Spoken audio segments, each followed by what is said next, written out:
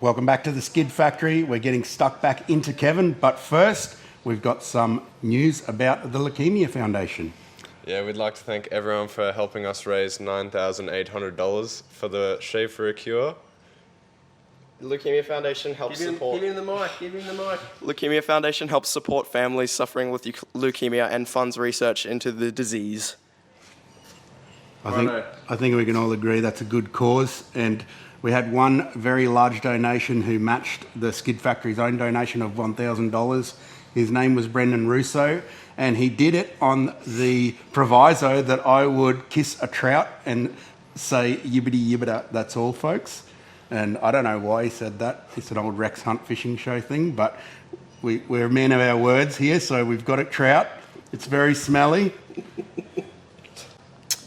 Yibbity yibbida, that's all folks. I didn't get it on camera, do it side on. Yeah. Oh, there's the contact. Woody, you can have this for dinner, Woody. Yeah, okay. I can see it inside. That was an expensive trout, Brendan. Hey, we needed that again. I wasn't, the audio was stuffed up.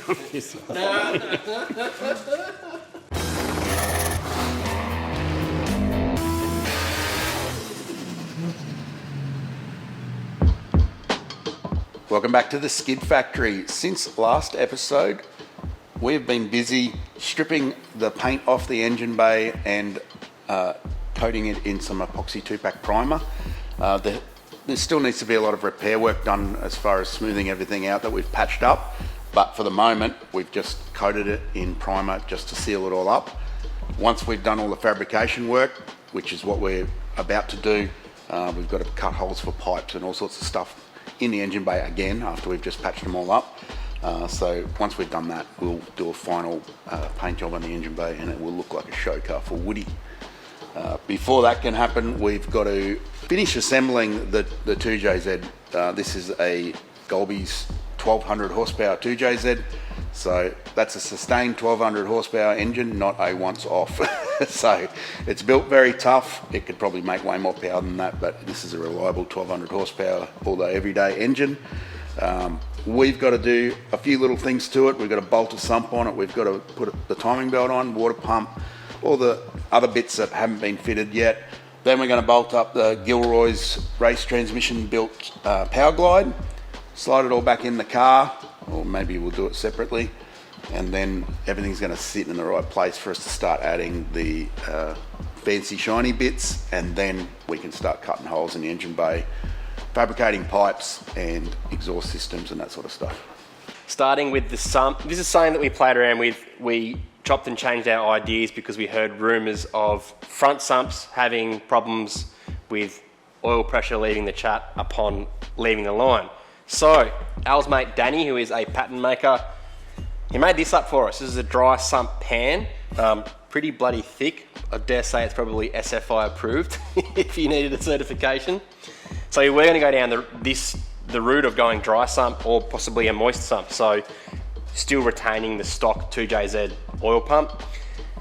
We toss and turn, we got onto the Hoff. The Hoff said, no, you don't need that. You just need a special little baffle in the sump and it's good to go. So this thing we were going to make these to sell, but that's not happening anymore, Alan. No, probably not. Probably not, unless lots of people say they want one. Yeah, well, lots of people probably will say they want one, but reality is this is like the cheapest thing, and then you've got to go buy a pump and a tank and all the rest of it. So it ends up like, I think Golebys sells a kit for like 10 grand or something, I think it is, which is everything involved for the dry sump. So if you're going to do it, you know, you may as well just buy that kit rather than trying to save yourself 20 bucks and getting this cast pan. Maybe Danny can sell the patent to someone so that they can sell them. Anyway, so now what we're doing is going back to a just traditional front sump. This is going to go on. We've then got to make up a little pan to basically cover the oil pickup so that if there's any oil surge, it kind of still retains the oil in the pan. So let's put some slaz on this thing. Slaz or shmoo? Slaz on this and we'll glue it on and it will never come off again.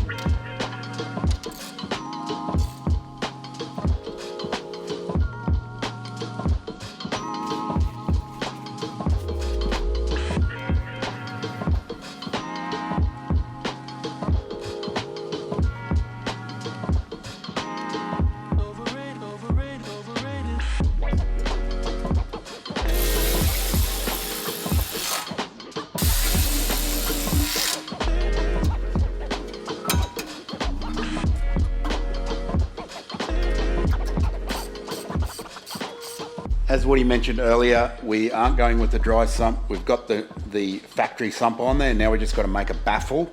And the idea behind this baffle is basically stopping the oil from surging backwards when you launch and pushing back inside the back of the sump into the rotating assembly of the engine and leaving the pickup. So the Hoff sent us a picture that he took in 1996 on his Nokia 5110, showing what he did, and it's probably been in his Corolla since Diggity 3, and it works fine. So we're going to go with the Hoff's Wisdoms. Fortunately for us, we've got this pan that we chopped up back in the Tirana days that we'll never talk about again. But it's going to make for a good template to cut a piece of steel that has to follow the contour of the inside of the sump around about 10 mil down from the point where it bolts on. So it's going to end up overlapping this factory baffle plate. I guess the big problem with the factory baffle plate is it's got points where it can allow the oil to surge back in. So we're going to fill in what we can, but the problem is you've still got to be able to allow the oil to come back down from the top of the engine and come back into the sump, so you can't block that area off. So having this sort of sandwich like that allows it to both return and stops it from surging out. So we're going to scratch up a thing on this piece of 2mm steel on here, cut it out, place it up in here, we'll trim it around so it gets the best cover possible, and it'll just have to slide in like this back onto the they call this the corset, this part of the sump. Okay. Toyota's always thinking of like weird words that don't make any sense, that are like kind of central in an 1860s sort of point of view. You know what a corset is, don't you? Yeah, cool story, bro. I got all the stories, bro. Come sit on my knee.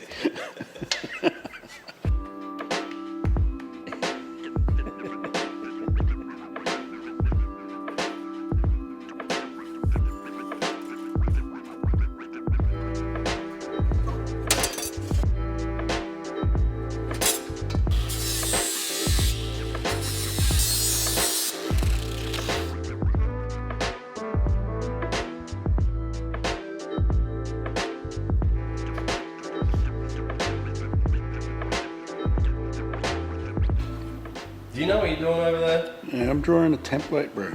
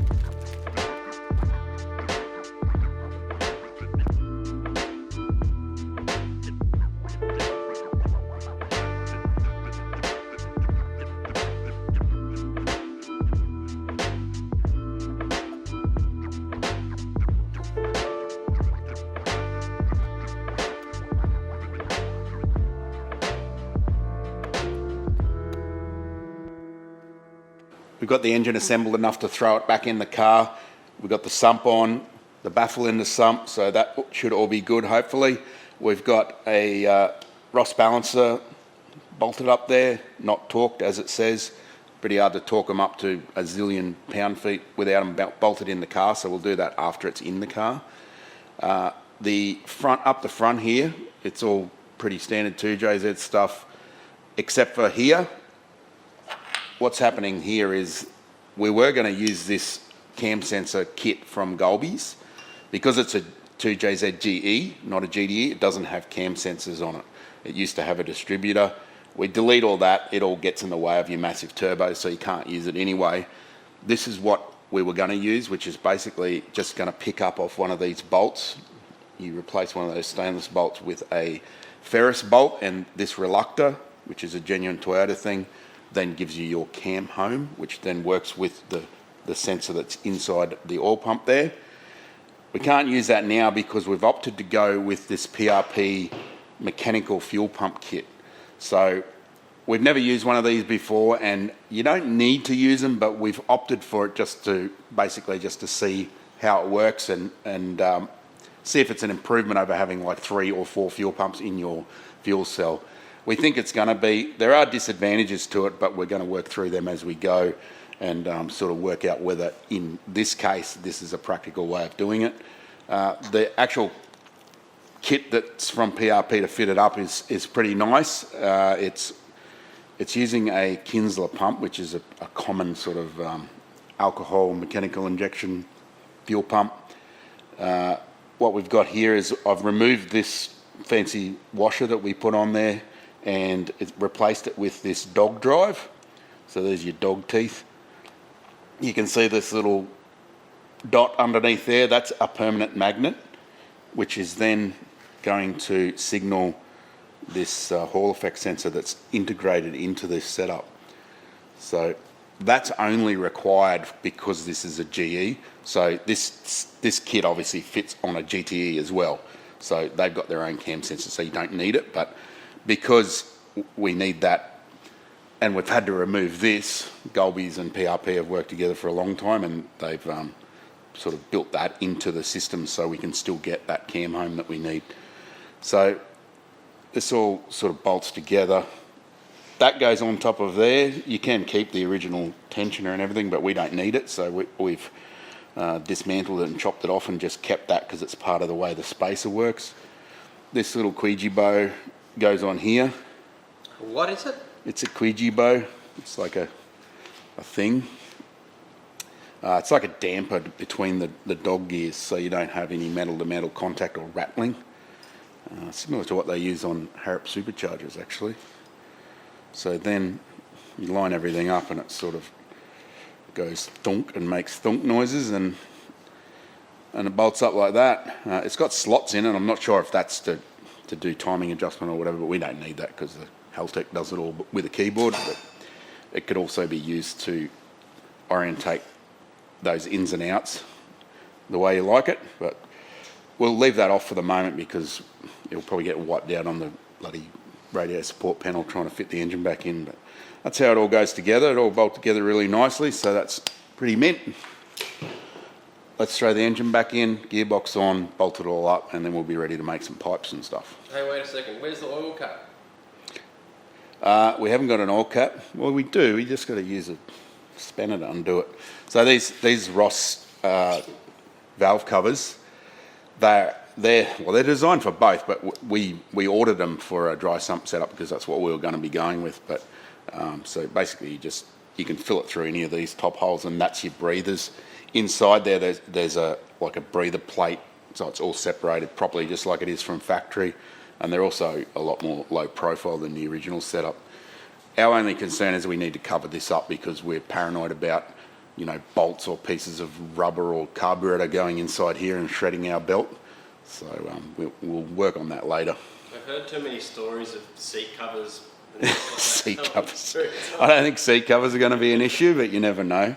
Maybe like spark plugs flying out of the side of the nitrous car next to us, bouncing off the track and going into the belt drive. What was that other thing you called? Was it a Ouija? Ouija bow. Can you spell that for me? Kwijibo.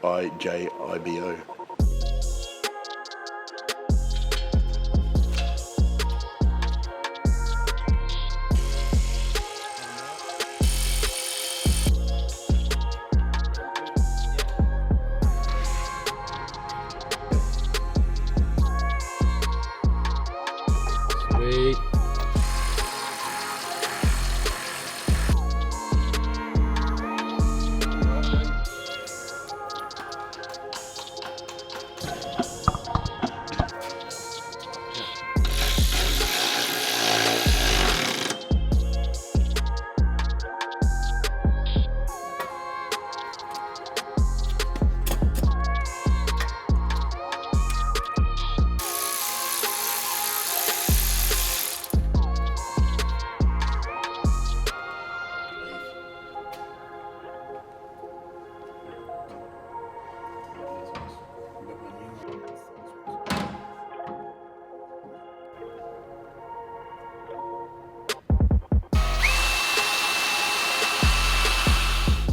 Sorry boys, it's just in the way. We'll have to glue it on somewhere else.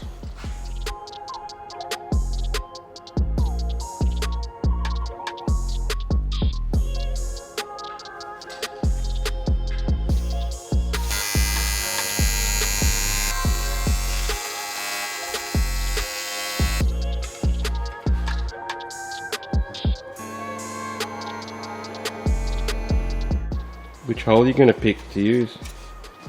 So many decisions to make. I think there's about 37 there. These ones here line up.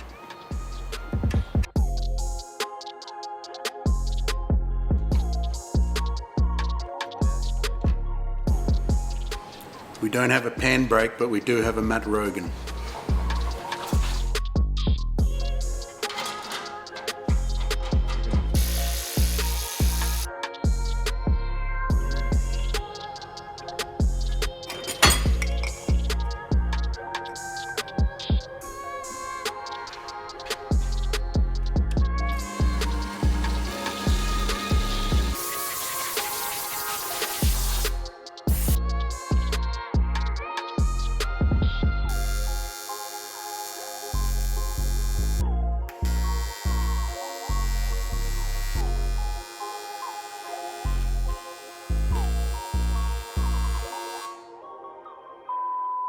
Today's episode of the Skid Factory is brought to you by Maguire's Motorex. Wait, is it Maguire's or Harrop? Maguire's Motorex and Harrop Performance. Okay, hang on. All right. Go again. Today's episode of the Skid Factory is brought to you by Maguire's Motorex and Harrop Performance. We'll be attending Maguire's Motorex on the Harrop Performance stand May 6th, what is it? Where does the American come from? It's not American, it's a presenter. You don't know.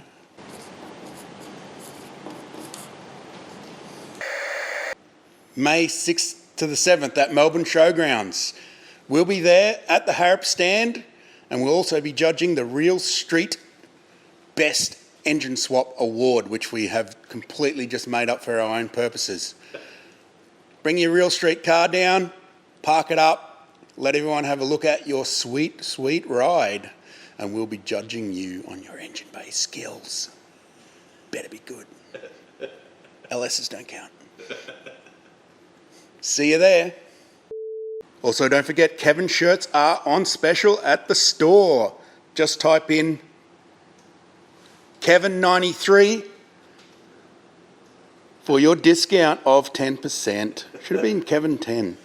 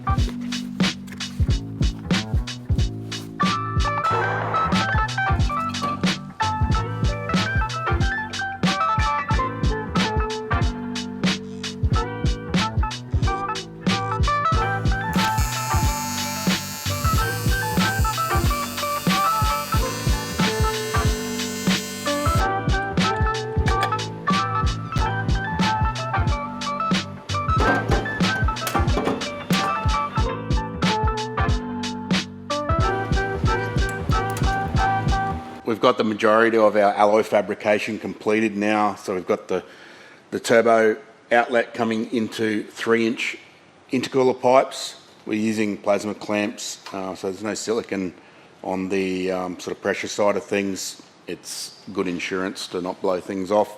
So we're running through 3-inch into the Plazmaman intercooler. This thing's rated at like 2,000 horsepower, so it's pretty flash. Out the other side, straight into the Bosch throttle body we got from Raceworks. We've got a plasma clamp conversion on that throttle body. That's a 74mm Bosch. Those things come in a bunch of different sizes, so it's not the biggest one. And obviously into the plenum, which is 16 injector job. Got SV52 GFB blower valve on it. On the underside here that you can't see, there's actually an NPT, 8th NPT port. That is for the nitrous that we're going to use to bring the turbo up. So it's just a single jet of nitrous. On this side, we've got a couple of more 8th NPT ports there for outlet temperature and pressure from the turbo. So we're going to use that to data log to make sure that the turbo's not gone well past its efficiency range, and also to compare the temperature and pressure to the opposite side so we know that the intercooler is working well.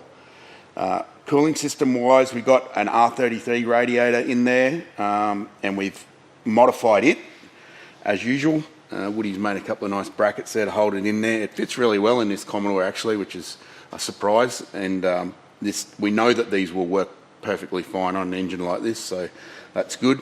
We've actually done a fair bit of stuff to the cooling system to make it more into a sort of a race orientated thing. So it's got no thermostat anymore. It's still got a mechanical water pump, but the thermostat's been deleted. We have taken away the bypass that normally goes from the pump to the cylinder head for when the thermostat's shut. We blocked that with a piece that I turned up in the lathe in the pump side of things, and we're actually using that as an outlet as well as the original outlet side. So we've got two -12 outlets coming out of the cylinder head.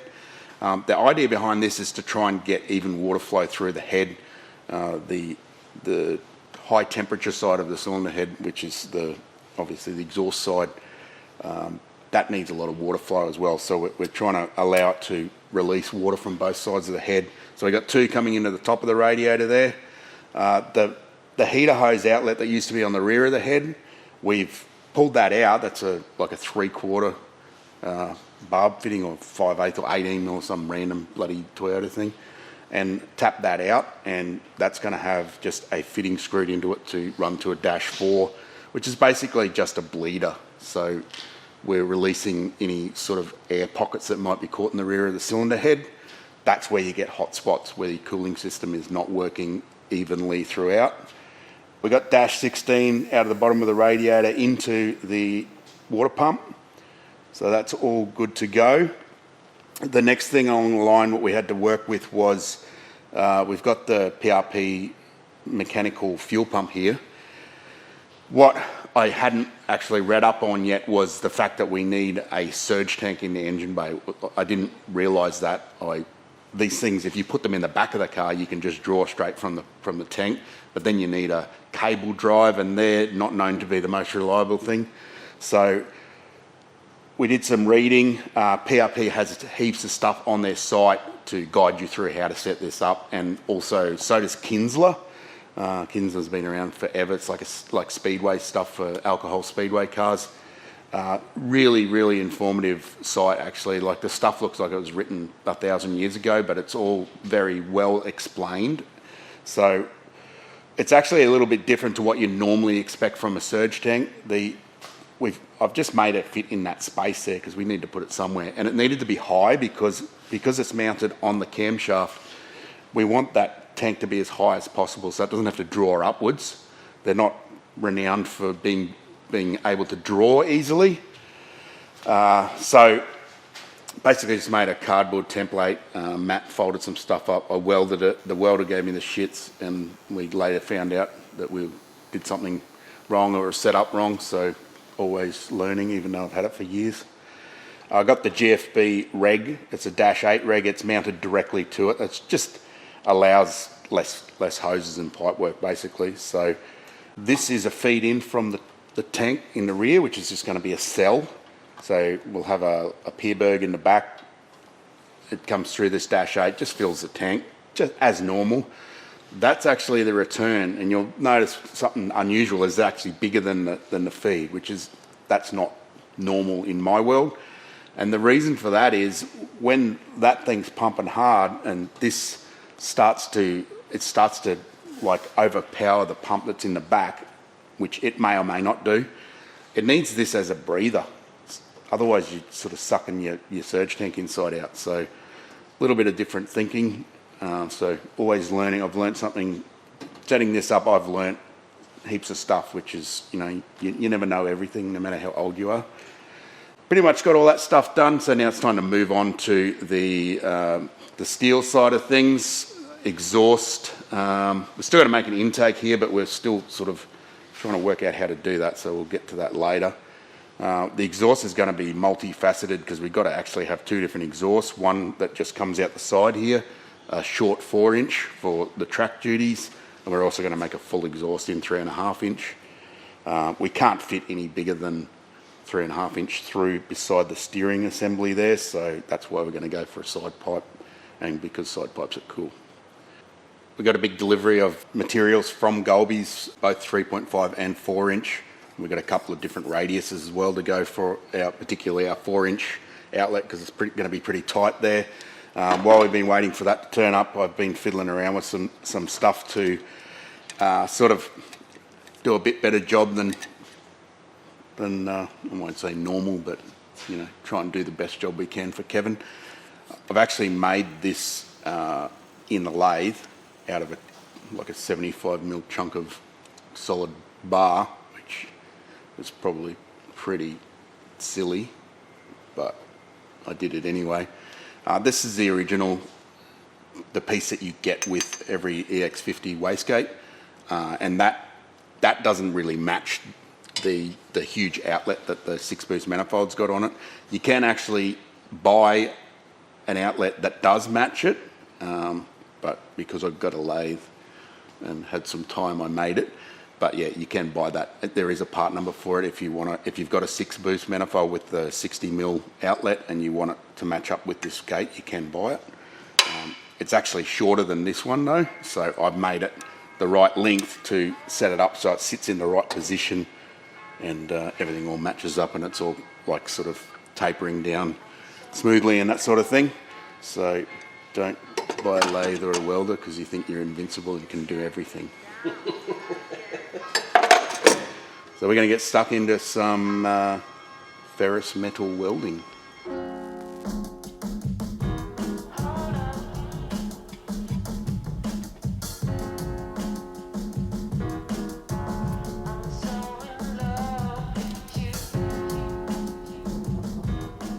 You got those settings on the TIG rod, or should we call Dave for some tips? What do you?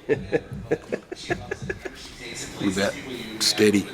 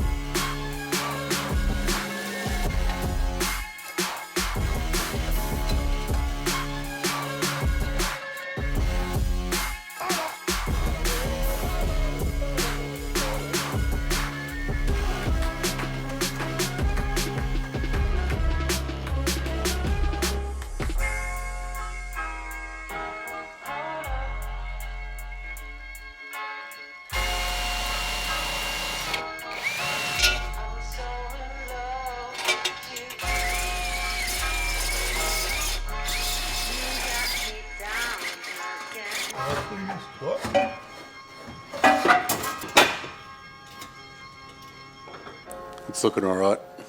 Yeah, I like that. It looks good. Only took like 5 hours to make a pipe this long, but you get that. It's even got a cross in the end, so we can do race car things with our That means race car friends. You forgot to film this sick pipe though. You were napping when I made this. That looks good too. 5 inches, bro. Now it's a full race car. Can definitely hang out with our race car friends now. Making some solid progress on the fabrication work in the engine bay. I got the 4-inch dump pipe all done. We basically couldn't fit 4-inch down past the steering rack and the engine. It's a common problem with a right-hand drive car with the right-hand engine turbo side, which we seem to always have to deal with. So we decided to just run it out through the guard. We looked up the IHRA rulebook in regards to exhaust exits, and it's pretty clear where you can put them. It's basically nowhere in the door, nowhere in front of the driver, and it's got to be below the wheel arch line. So we just basically drew a line across there. Anywhere underneath that's fine. So we've it kind of worked out better for wheel clearance and that sort of thing to put it there. Otherwise we would have had to have snaked it all the way down and tried to put it out the bottom, which then becomes a problem for actual ground clearance. So that's going to work well. I've got the cross in there for the turbine arrestor. That's also a requirement. It's basically a safety thing to stop if your turbine fails. If you've got like not a Garrett, it's going to go shooting out and take out a Marshall or something like that. That's what that's there for. Got the wideband sensor there for the Nexus. We're going to use a NTK sensor on this, which is a little bit more hardy in a race environment. I've also made up the second dump pipe, which is going to lead on to the rest of the system. It's only 3.5 inch. That's just for road use, basically. So we've made it so basically V-band, remove that section, put the race bit in. The rest of the exhaust can stay there if we want to, or we can remove it if we want to get some weight out of it, if we're trying to break a record or something. So that's all done. The wastegate I've welded onto the manifold now. Still got to snake a wastegate pipe through. Just going to be a 2-inch stainless pipe. We'll plumb that back into atmosphere for the street, and obviously take it off for when we're at the track. So I'll get under there and try and figure out a spot for that. There's room for it there. We've manualised the rack, so there's no hoses or anything to avoid, or to avoid for heat purposes as well. So we've done ourselves a favour there. We're trying to make the thing as simple as possible, because when you've got to work on it, the less junk in the way, the better. So if we do need to pull all this off in an emergency, it's not going to have lines and stuff everywhere, to just making it more difficult. I've got the EGT fittings welded into the manifold as well. Pretty straightforward stuff there. And I've also got a pressure port there for exhaust manifold pressure. These just have to be probably as close to the exhaust port as practical, and just even, so you don't want one that far down the pipe and one of them right next to the port, because it's obviously going to change the temperature of it. The probe itself is only just going to peek through into the pipe. If you push them halfway through, like some recommendations are, you're actually taking up some area in the exhaust port, and you don't want that. You obviously want all that area for exhaust gas to flow. So they're all in there, ready to go. You do have to bend the things around. They're pretty cumbersome after you fit them, and just make sure they miss everything, basically. They're not the prettiest or most easy thing to work with, so it's just something you've got to deal with. What's the limit for exhaust gas temperatures? What don't you want to... Well, it's mainly for discrepancies in each cylinder, isn't it? That's what it's used for. Yeah, there is an exhaust gas temperature limit, which will vary between engines and turbos and that sort of thing, but they're mainly to to pick up variations and you can account for that. You can account for it in the tune, although they are quite slow reacting compared to other types of sensors, but it's mainly for data logging as well. The pressure probe is obviously letting you know whether your turbo is efficient, whether you've reached the limit of it, or whether it's just not the right one in the first place. It's just data. So when you've got that ECU like the Nexus R5 that's got all that capability to log all that data, you may as well use it. We can change that exhaust housing though too, if we please. That I think there is a bigger one than that, but that should be pretty right for this. I'm thinking that this is a smaller compressor and larger turbine. There is a bigger compressor than this, and we're sort of working on the idea that's going to let this thing breathe. As most people know, these things love to rev, and that's what we're hoping to do with it. We'd like to see 9,500 RPM out of it, and that turbine and that housing should allow that to happen with good efficiency. So low exhaust manifold pressure is what we're looking for. But you don't know until you try it, and that's why you have the probe. Yeah, true that. What happens from here, Al? Let's wrap it up. What's progress-wise on Kev 1? Where are we going with it? Obviously got to finish off the exhaust. I'll get to that when I just get a chance. It's kind of just like a long process with a lot of welding and a lot of fiddling, and it's just something that I usually do by myself with a podcast or something on. So I'll get to that when I get a chance. What we've probably got to do next is start plumbing. So we're going to start adding things to the engine bay, and it's going to get more and more cluttered. Obviously we've got fuel plumbing and coolant. That's the main things. Breathers as well, but they take up a bit of room, but they're not as sort of critical as the fuel and coolant. So we'll get into that. As soon as the Nexus gets here, I will start working on laying out the wiring, figuring out where things are going to go. We're going to have solenoids and that sort of thing to control that are going to be here and there. All the sensors that are on this side. So I'll work out a wiring layout, and also obviously powering up the lights and that sort of thing as well. So there's still heaps to do. As always, projects like this, it sounds like there's not much work when you're thinking about it and you're having a beer with your mates and you're like, shit, yeah, let's build a drag car. But to do this sort of thing properly, there's like 1,000 hours work. So someone's got to do it, and that's us. So we'll get stuck into it and leave the camera going, I suppose. Have we got any mates that can come help us? What's Timmy doing? Timmy? We've used up some favours with Timmy though. That's all we got for the moment. We'll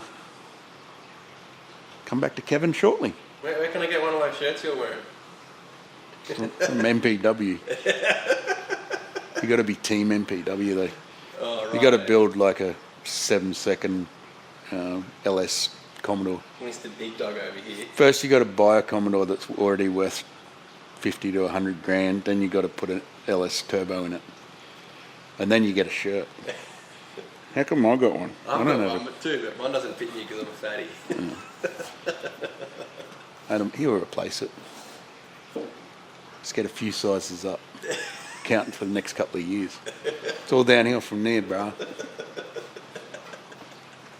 It's Bart and Homer playing Scrabble, and Bart just goes, I've got these letters, and he goes, Ouija. And Homer goes, that's not a word. He goes, yes it is. He goes, what does it mean? And he goes, it's a large, balding North American ape. He's talking about Homer. A bit like you. Yeah, exactly. No. It's not going to stick, bro. Today on the Skid Factory, we're doing something different. You've already used that dad joke. Is there something wrong with that? Oh, that's bad. Don't forget about Maguire's MotorX, May 6th to the 7th. We're going to be on the Harrop stand for basically the whole weekend, give and take some different times. What we want you to do is bring your car down. There's a real street show on. Get your car down. It also gets you in the showground, and you can park inside rather than catching one of those pesky trains or doing a hook turn in the middle of the city to get where you want to go. It's a tram. If you're a local, you know how they work anyway. I just don't get them. May 6th to the 7th, Melbourne Showgrounds, we're going to be there. We've also got some limited edition Harrop merch, which is to be sold only at MotorX. A bit of a collaboration between the two of us. So, And of course, it's a hoodie because that's the only thing you wear when you so live in Melbourne. don't bring yourself a hoodie and come buy a limited edition Harrop one. We'll see you there. Thanks for watching. Let's hook into Kevin. Wait, are we working on this next week? Next week's something different. What day is it? What day is it? Is your birthday? Yibbity yibbida, that's all, folks.